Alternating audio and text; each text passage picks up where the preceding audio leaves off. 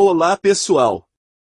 Nesse vídeo irei ensinar como é feito o dimensionamento de um filtro anaeróbio, seguindo as prescrições da NBR 13.969 de 1997, que é a norma brasileira que orienta sobre o projeto, construção e operação desse tipo de unidade de tratamento complementar.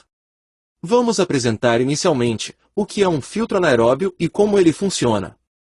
De acordo com a NBR 13.969 de 1997, o filtro anaeróbio é um reator biológico com esgoto em fluxo ascendente, composto de uma câmara inferior vazia e uma câmara superior preenchida de meio filtrante submerso, onde atuam micro-organismos facultativos e anaeróbios, responsáveis pela estabilização da matéria orgânica.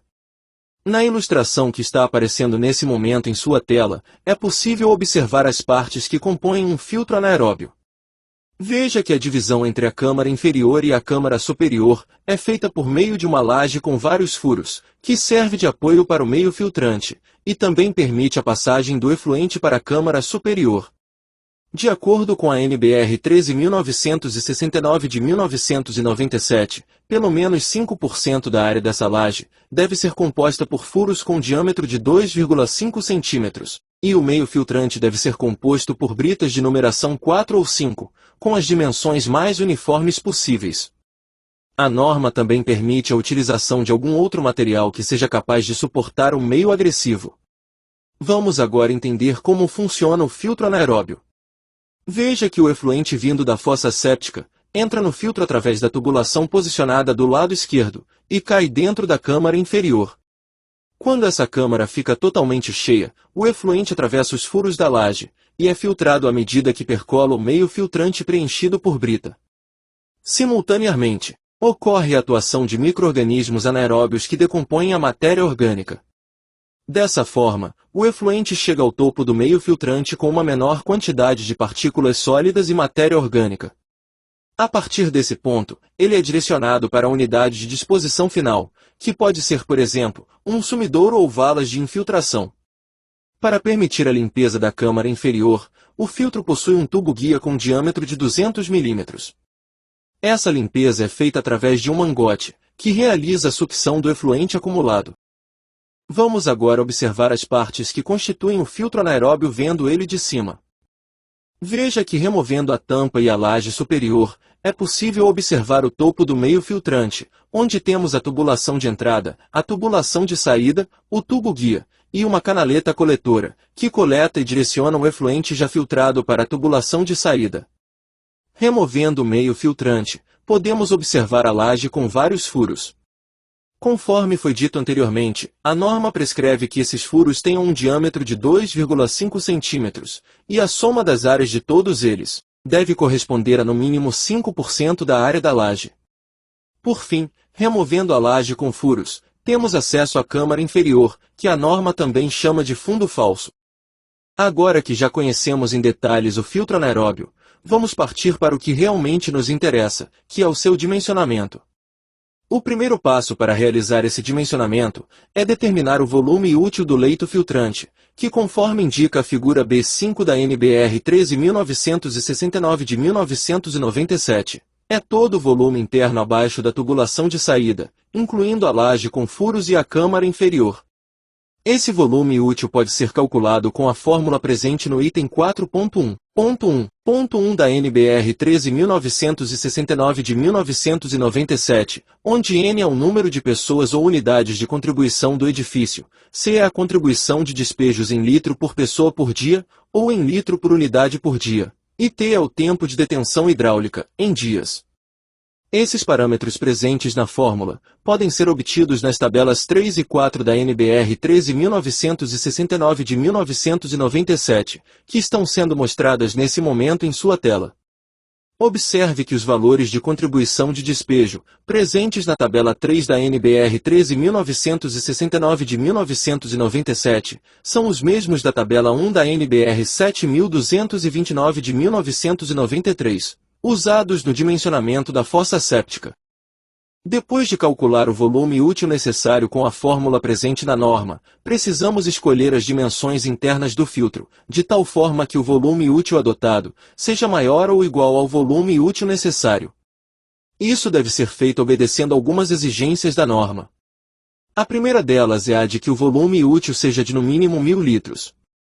Em relação à altura do leito filtrante, que está sendo indicada na ilustração por H, a norma diz que ela deve ser limitada em 1,2 metros, e a altura do fundo falso, já incluindo a espessura da laje, deve ser limitada em 0,6 metros. É comum essas alturas serem fixadas nos valores limites, e variar apenas o diâmetro do filtro. A NBR 13.969 de 1997 também indica na figura B5 que a distância da tubulação de entrada até o fundo do filtro deve ser de 0,3 metros, e a distância do tubo guia até o fundo do filtro deve ser de 0,4 metros. Essa mesma figura também apresenta a abertura de inspeção com um diâmetro interno de 0,8 metros. Em relação à quantidade de tubos de distribuição e tubos guias, os itens 4.1.1.3 e 4.1.1.6 da NBR 13.969 de 1997 diz que deve ser prevista uma unidade de ambos para cada 3 metros quadrados de área interna no fundo do filtro. O desenho de um filtro anaeróbio com múltiplas entradas de esgoto é apresentado na figura B6 da norma. Vamos agora resolver um exercício prático para fixar o que foi aprendido. Dimensione o filtro anaeróbio de uma residência de alto padrão com 7 ocupantes, localizado em uma cidade cuja temperatura média do mês mais frio é de 17 graus Celsius. O primeiro passo para realizar esse dimensionamento é calcular o volume útil do leito filtrante. Para isso, utilizamos a fórmula presente no item 4.1.1.1 da NBR 13.969 de 1997. Consultando a tabela 3 dessa norma, obtemos que a contribuição de esgoto para uma residência de alto padrão é de 160 litros por pessoa por dia. Como a residência possui 7 ocupantes, a contribuição total de esgoto será de 1.120 litros por dia. Com essa informação, e sabendo que a temperatura média do mês mais frio é 17 graus Celsius, obtemos na tabela 4 da norma que o tempo de detenção hidráulica será de 1 dia. Inserindo esses dados na fórmula, obtemos que o volume útil necessário do leito filtrante é de 1.792 litros, ou aproximadamente 1,79 metros cúbicos. Vamos agora escolher as dimensões internas do filtro, de tal forma que o volume útil adotado seja maior ou igual ao volume útil necessário.